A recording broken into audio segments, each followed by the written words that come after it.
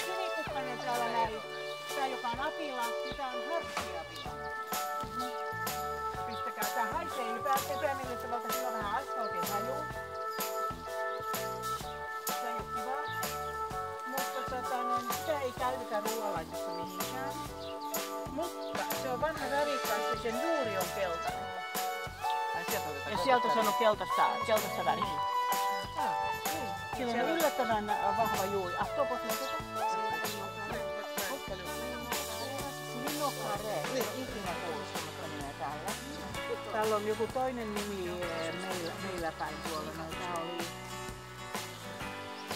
Maistakaa vaan.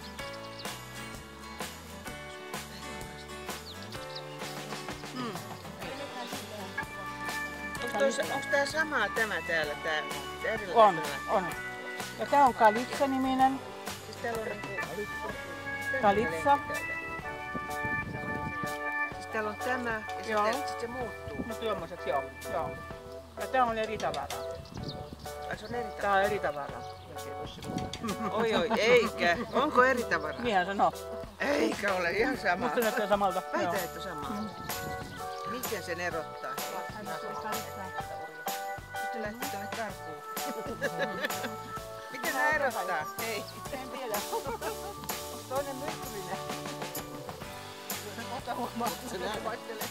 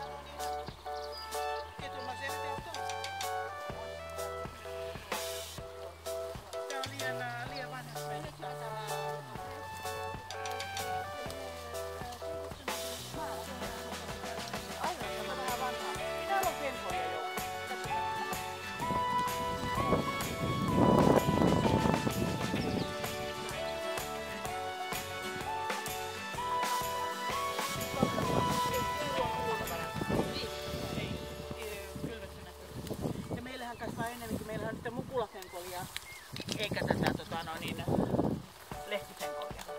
Mutta tässä on ihana maku. Onko täällä niinku semmosia, jotka on samannäköisiä, mutta mitä ei? Ei näin. Mä oon nähnyt näitä ja mä oon miettinyt, että onko tää. Joo, tätä on tienvarret on kaikki täynnä täällä penkolia. Joo. Ja sen tuntee tuoksusta. Joo. Tässä on hyvä tuoksu, että sen tuntee kyllä.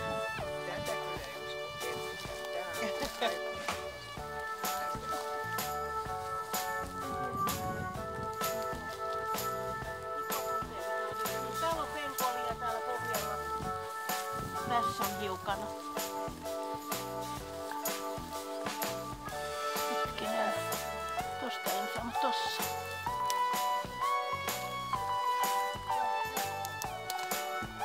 Onko tää penkolia? Se on penkolia, joo. Ota siitä se keltainen.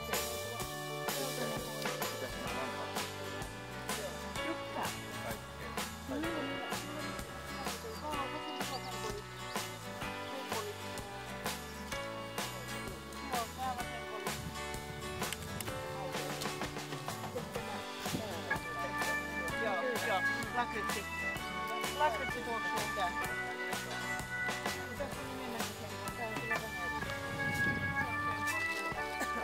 Tää on Kreetan malva sama nimeltään. Ei käy ruoanlaittoon, mutta tää on taas sitten kasvilääkintään.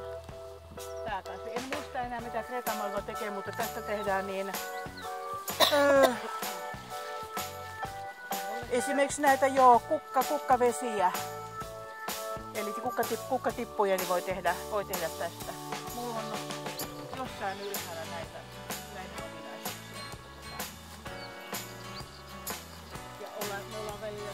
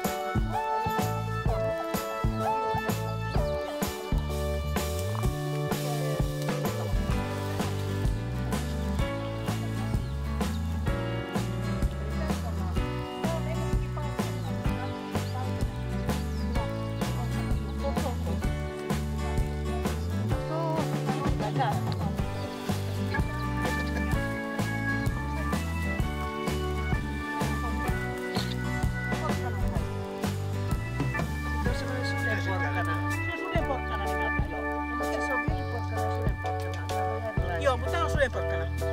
Tää on sudenporkkana. Joo, joo. Ja tekalliset käyttää siis ne kiehottaa tämä, mutta täällä menee yleensä piirakoon, niin se saa sydänmakuja ja tälleen ei välttämättä sellaista käyttää, että se saa yksinään se jossain vaan se sekoitetaan. Moneen muun joukkoon.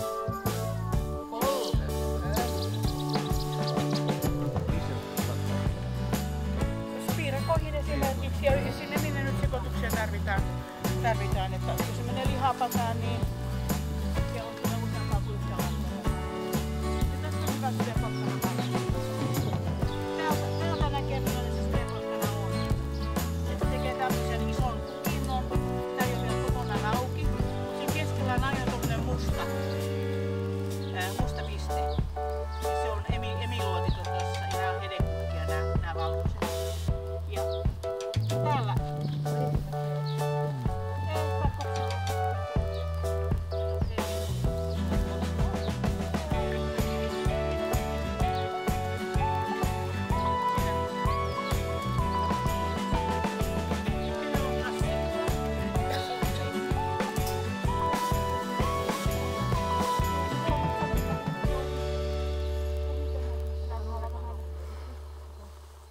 oregano, joo.